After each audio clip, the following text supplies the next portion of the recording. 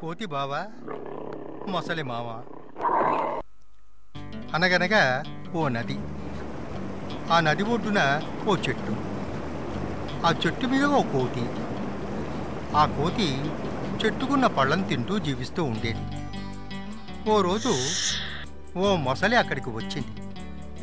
ఆ చెట్టు మీద కోతిని చూసి, కోతి బావా, నేను నీ మొసలి మామని చాలా దూరం నుండి ఈదుకుంటూ ఇక్కడికి వచ్చాను. నాకు చాలా ఆకలిగా ఉంది, నాకు కొన్ని పళ్ళు ఇస్తావా?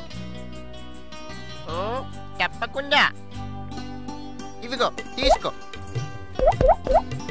అని కోతి చెట్టుకున్న పళ్ళను తెంపి మొసలి నోట్లోకి విసిరింది. మొసలి పళ్ళను తిని చాలా సంతోషించింది. అల్లుడు, నాకు నీ చెట్టు పళ్ళు బాగా నచ్చాయి, రోజు వచ్చినా ఇస్తావా? ఓ నువ్వు నా మామవు కదా, తప్పకుండా ఇస్తాను ముసలి మామ, రోజు రాయే. ఇక రోజు మొసలి ఎక్కడికి రావడం, కోతి విసిరిన పళ్ళను తినడం మామూలైపోయింది. ఓ రోజు, ముసలి మామ, రోజు నువ్వు ఒక్కడివే తినకపోతే కొన్ని అత్తకు కూడా తీసుకెళ్ళొచ్చు కదా, ఏం చక్కగా తింటుంది. తప్పకుండా అల్లుడు, నువ్వు ఇస్తే నేను కాదంటానా?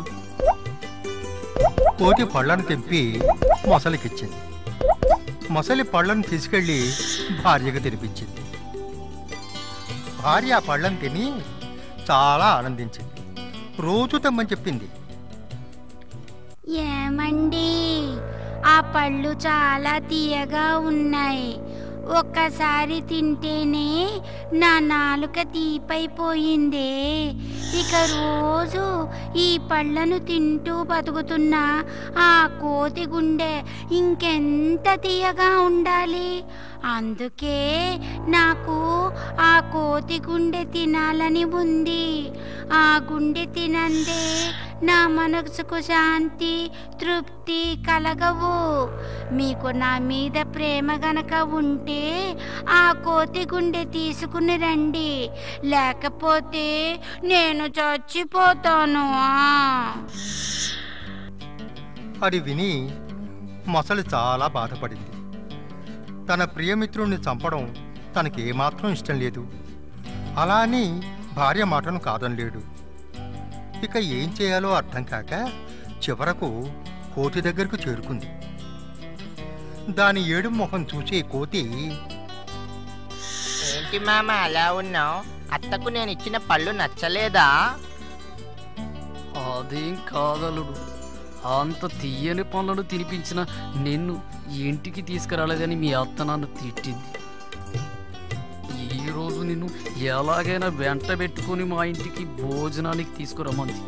నువ్వు తప్పకుండా రావాలి, వస్తావు కదూ? వస్తా గాని ఓ చిన్న చిక్కు. ఏంటది? నేను చెట్టు మీద ఉండే జీవిని కదా, నాకు ఈదడం రాదు. మరలాంటప్పుడు నేను నీళ్ళలో దిగాననుకో మునిగి చేస్తాను. మరలాంటప్పుడు అత్త కోరిక తీర్చేదెలా? నువ్వేం బాధపడకు అల్లుడు, నేను నిన్ను నా వీపు మీద ఎక్కించుకొని భద్రంగా మా ఇంటికి తీసుకెళ్తాను, సరేనా? అయితే ఇంకేంటి ఆలస్యం? జై బజరంగబలి అని మొసలి వీపు మీదకు దూకింది. ఇద్దరూ బయలుదేరారు. సగం దూరానికి వచ్చిన తర్వాత మొసలి కోతిని తీసుకెళ్తున్న కారణం చెప్పడం మొదలుపెట్టింది. అల్లుడు, మీ అత్త ఆరోగ్యం ఏమాత్రం బాగలేదు. తను చివరి క్షణాల్లో నీ గుండె తినాలని ఆశపడుతుంది, లేకపోతే చచ్చిపోతానంటుంది. నన్నేం చేయమంటావు?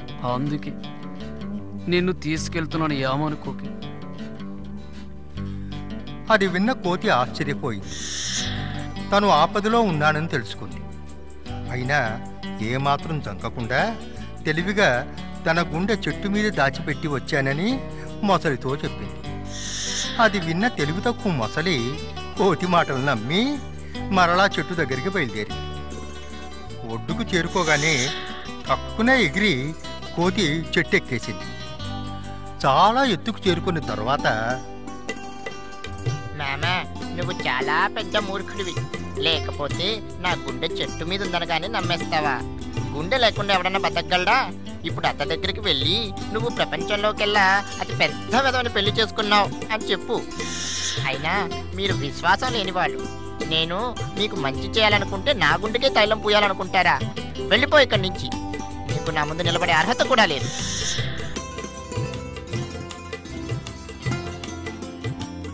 చీమ కాస్త ఆహారం పెడుతుంది మిడతకి. వర్షాకాలం పోయి చలికాలం వచ్చింది. మళ్ళీ చీమ దగ్గరికి ఆహారం లేక నీరసంగా మిడత వణికిపోతూ వచ్చింది.